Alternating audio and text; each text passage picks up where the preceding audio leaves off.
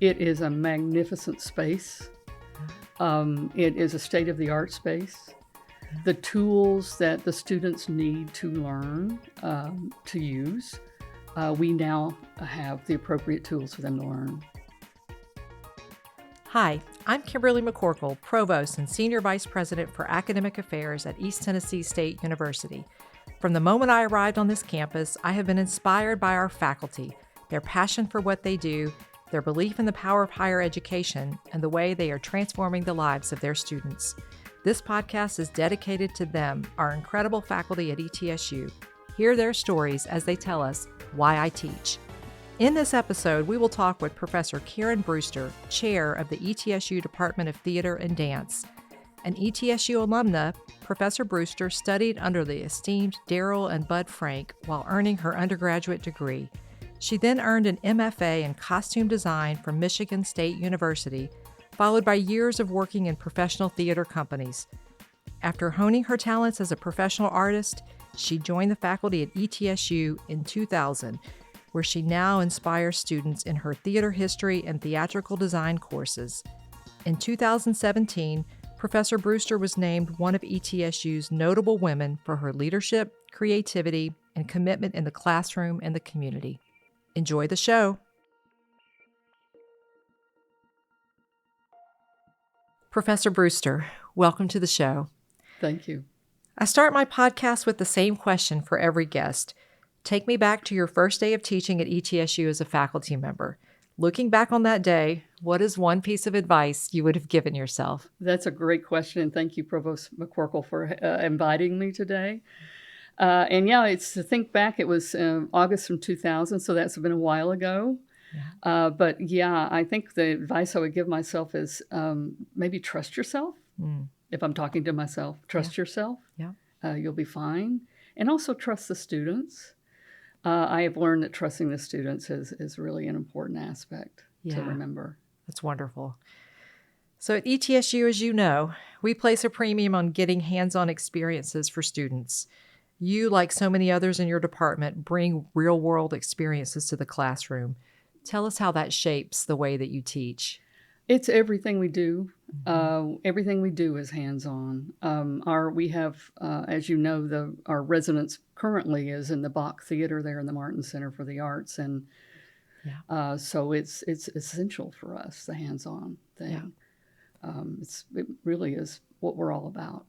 And I'm certain that those hands-on experiences enhance their learning, prepare them for the what's next, right? Absolutely. And as you mentioned in the intro, I had worked in professional theater for years before I came to ETSU, and I'm very happy to be here. And most of the people who work on the faculty and staff in our Department of Theater and Dance have done substantial professional work outside. And so it's that our experiences are hands-on, and so we bring that hands-on perspective to the classroom and to those laboratories that we work in. So congratulations are in order to the Department of Theater and Dance. All of your theatrical performances sold out last year. Audiences enjoyed the performances in the Bert C. Bach Theater and the new Martin Center for the Arts, which you just mentioned. How has the space at the Martin Center transformed the educational experience for our students and also for our community? It is impossible to overstate this. It is a magnificent space. It is a state-of-the-art space.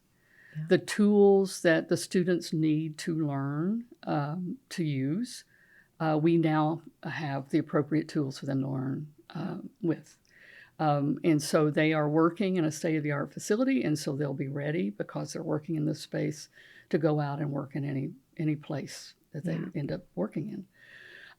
Often I give tours of the facility to potential parents and potential students.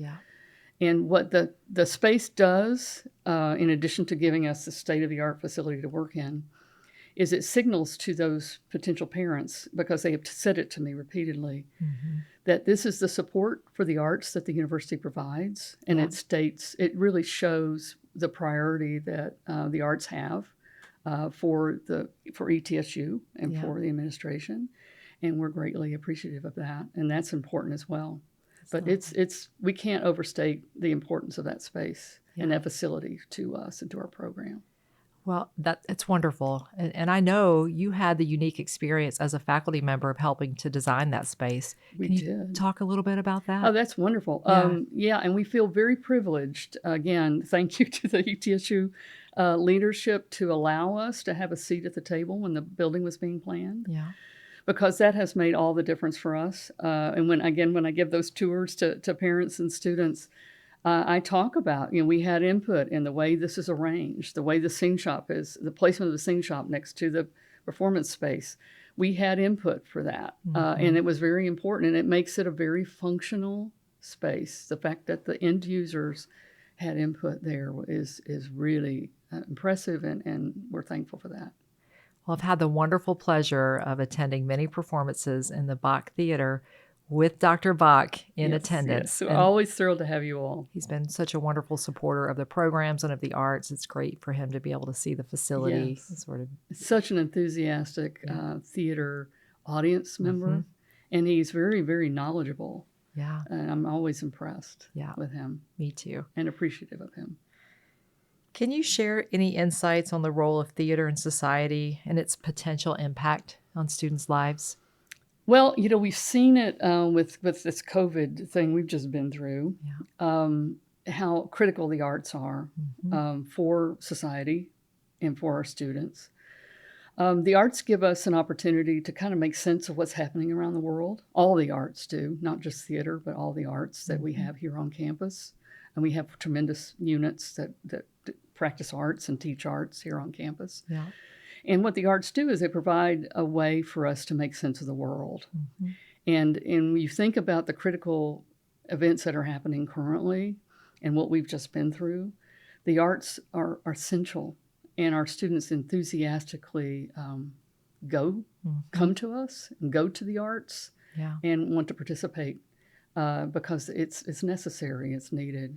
And as audience members, as art makers, but also as audience members, we really need the arts. And I'm thrilled that ETSU supports it. What teaching methods or techniques do you find most effective in engaging students in the study of theater? Well, it really is that hands-on thing.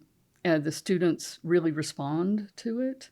And again, what we do is such a collaborative hands-on art form. And we are theater particularly, and dance as well. We are a collaborative art form, and it's transient, meaning it what you see tonight, if we have a run of a show, tonight's performance will be very, very different than tomorrow's performance, even though we have plans that are hoping to be similar, but each one is transient and in its own thing. And so I think that hands-on experience that we provide students and the way we teach in a hands-on manner is essential for making them ready to go out into the world and be theater makers on their own. So when we watch a show in the Bach Theater, students have designed all those sets, right? Absolutely. Yeah, and the costumes. And yes, we are student. We always say that we're student focused and student driven and student centered. But we have faculty mentors, but we everything that is done on stage and behind the scenes is really student driven. That's great. So there have certainly been changes in the way that people produce and consume art and entertainment in recent years. Has that sort of impacted the way that you determine which shows that you want to bring here? Are you thinking about what that might mean for audiences, for our students who are presenting the shows? Absolutely, and we have actually a play reading committee that is comprised of students as well as faculty and staff. And we read a lot of plays every year as we're making our decisions on what we're going to do for the following year. And we take a lot of things into account, like what's good for our students coming up, what is doable in the Bach Theater, because we have to consider the space, but also what do audiences want to see, what is relevant to our times, because we want to be relevant.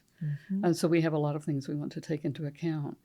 It is a challenge because theater is a time-consuming process to create a theatrical production.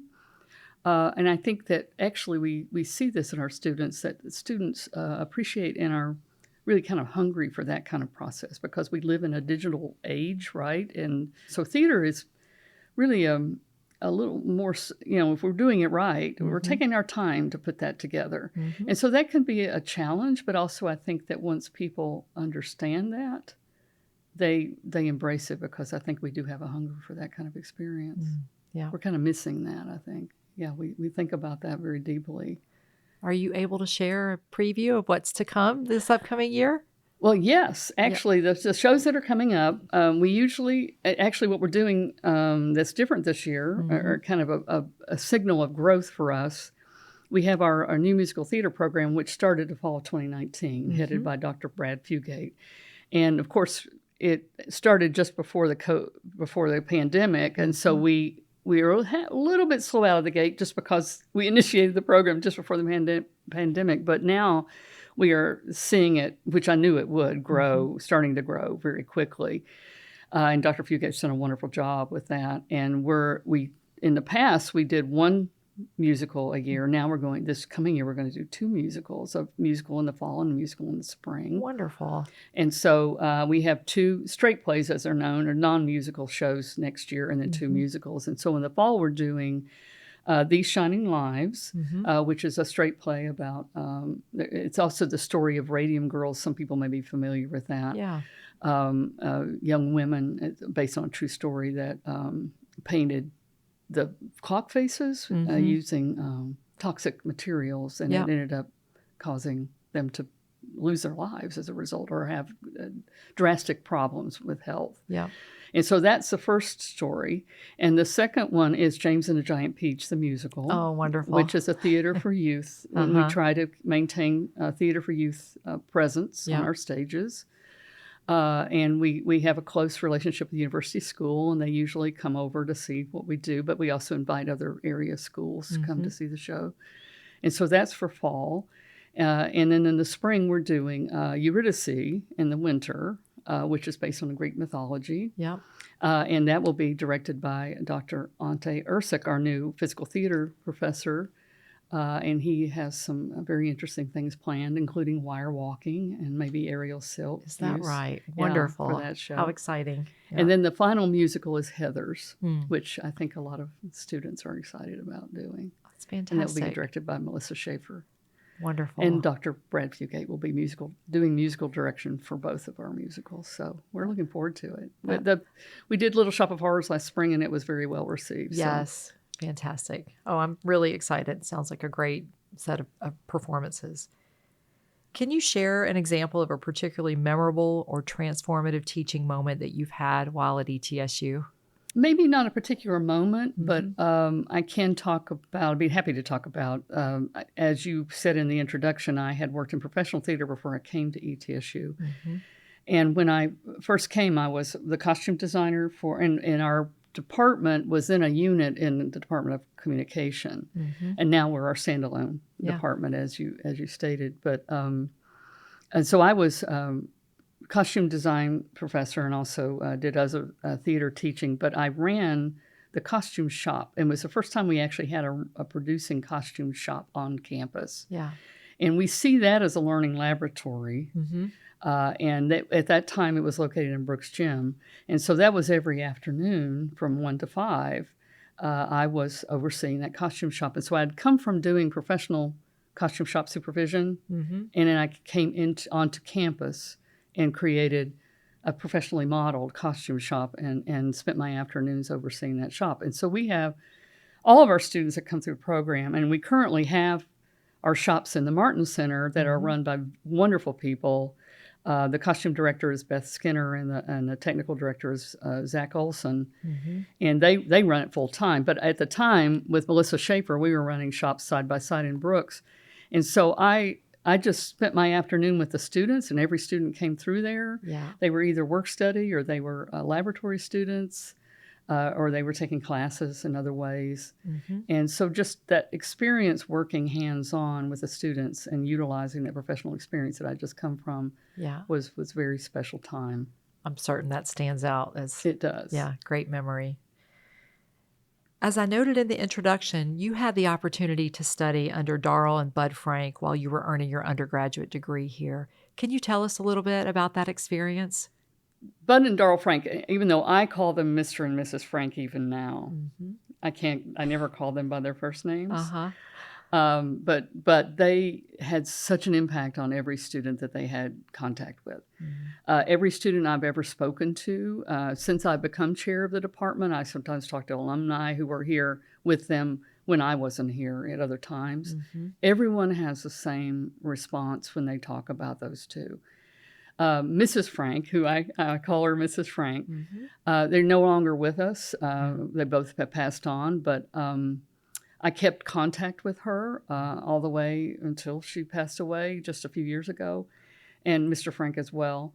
They were just so interested in their students. We believe in the students so greatly, and we have such interest in our students currently, and they were great models for that, and they did that as well. They would open up their home to students. They would actually took students in when they needed it, fed students when they needed to be fed. And they were tremendous theater artisans themselves and were great role models for the theater. I couldn't have asked for better mentors. Well, what a great legacy for the department here, right? Yeah. Thank you. Thank you.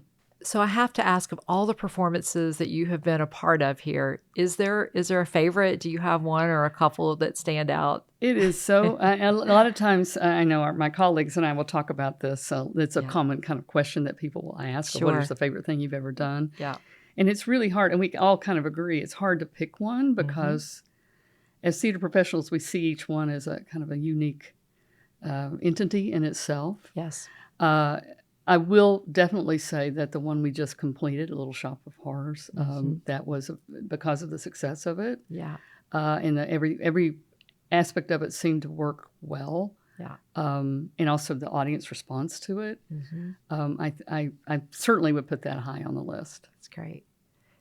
So related to that, is there a play that you would like to do that you have on your planning or hope list that you hope that we get to that we haven't done yet? With time, we would like to, and it will take some time when we're ready to do this. We would love to do a large musical in the Grand Hall. Currently we're in the Bach Theater, which we love. We love working there.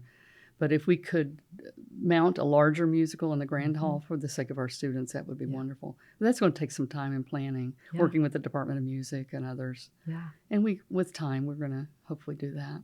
That's exciting. It's great.